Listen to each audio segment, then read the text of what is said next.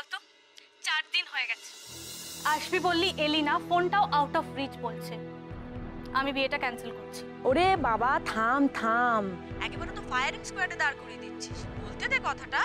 না, আমি তোর একটা কথাও শুনবো না শম্পা। আমি তোকে কি বলেছিলাম? লিপি লিপি প্লিজ আমার কথাটা তো একটু শোন। এখানে খুব বৃষ্টি হয়েছিল, ধসও নেমেছিল, তাই নেটওয়ার্ক পাইনি বলে ফোন করতে পারিনি। তুই কবে আসছিস? এই তো নেমে গেছি, কাল কলকাতায় পৌঁছাবো। শিওর। আর যদি না আসিস? তুই বিয়েটা ক্যান্সেল করবি তাই তো? একদম ঠিক তাই।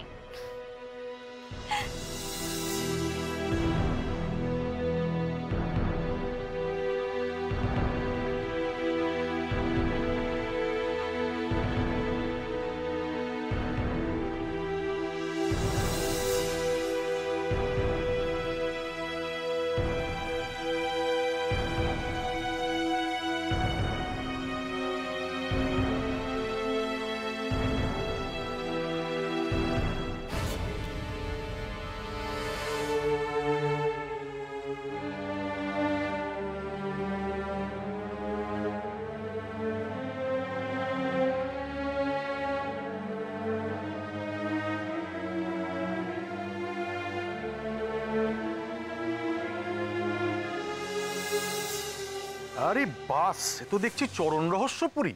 মানে যা শুনছি তাতে তো সবকিছু ঘুরে ফিরে ওই পাকে ইন্ডিকেট করছে। সেটা তো আমারও অদ্ভুত লাগছে ডাক্তারবাবু, সব ইন্ডিকেশন ওই পায়ের দিকে। তোমাকে আমি যদি পরপর একটু বলি তুমি ভালো করে বুঝতে পারবে। শোনো, বলো।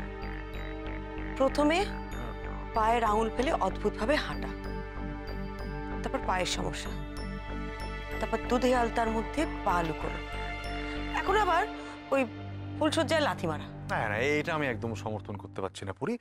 ফুলসজ্জার দিনে আবার লাথি মারবে কেন? সেটা তো আমিও বুঝতে পারছি না। দেখো, লিপি বললো ডাক্তারের কাছে যেতে চায়, শম্পাকেও সাথে নিয়ে যেতে চায়। শম্পা তখন ওকে বললো যে তুই ডাক্তারের কাছে যাবি কেন, তুই কি ফুলসজ্জায় বরকে লাথি মারবি? আশ্চর্য, ডাক্তারের কাছে যাবার সঙ্গে ফুলসজ্জায় বরকে লাথি মারার কি সম্পর্ক?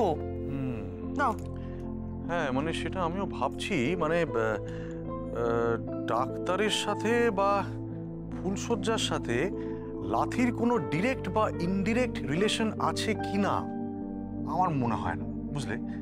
হ্যাঁ, অবশ্য যদি প্রেমে পদাঘাত ব্যাপারটা হয় তাতে মানে আমার আপত্তি নেই, মন্দ নয়, যদি সেটা ওই মানে অনুরাগের পর্যায়ে।